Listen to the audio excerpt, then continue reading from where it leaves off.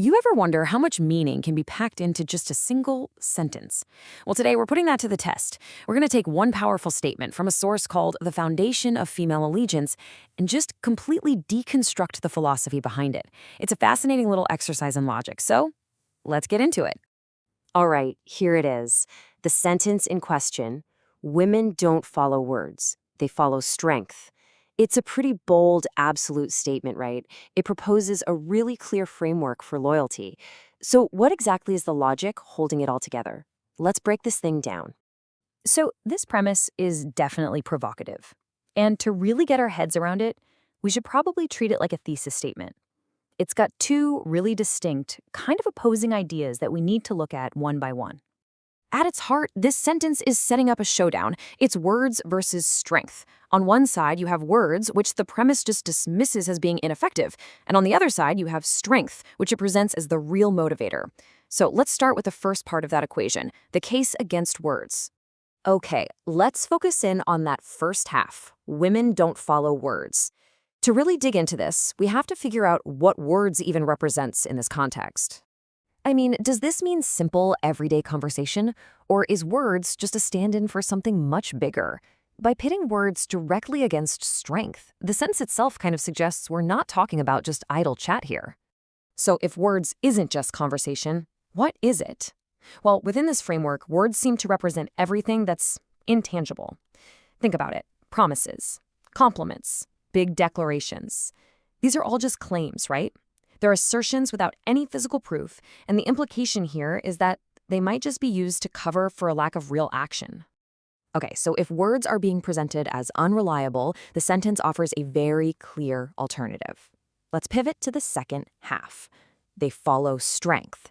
But what kind of strength are we actually talking about here?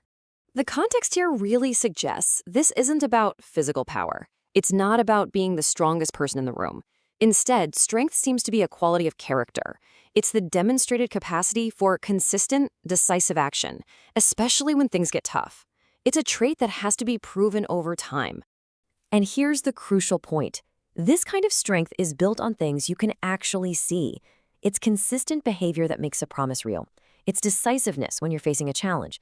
It's that resilience and reliability that, over time, create a clear pattern. This is how principles become more than just words. They become proven commitments. So now we have the two core pieces of the puzzle. We have a skepticism of words and a deep value placed on demonstrated strength. The final step is to see how these two ideas lock together to form what the source's title calls allegiance. And that brings us right back to the core statement. The argument being made here is that allegiance can't just be won through persuasion alone. It isn't granted based on a simple promise. Instead, it has to be earned through a consistent demonstration of this particular kind of strength. But what does that process actually look like? How does a preference for action over rhetoric logically lead to something as profound as allegiance? What are the steps? Well, this lays out the implied path pretty clearly. The journey starts with words being treated as basically unverified claims. Then actions come in and provide the first data points of strength. When those actions form a consistent, reliable pattern, they build the foundation for trust. And in this worldview, that hard-won trust is the only thing that can support true allegiance. It's not a gift, it's an outcome. So there you have it. That's our deconstruction. We've taken the sentence apart, looked at its two core claims, and then put them back together to see the logical framework for how this source views the formation of allegiance. Ultimately, the entire worldview implied by this one sentence boils down to a very familiar idea. Actions speak louder than words. What really matters is the proof. From this perspective, allegiance isn't about persuasion. It's a direct response to demonstrated reliability and character, qualities that can only be shown, not just declared. This leaves us with one final thought to chew on. If allegiance is truly earned only through demonstrated strength, what then is the proper role of communication? Can words build trust all on their own, or are they simply claims waiting to be verified by deeds?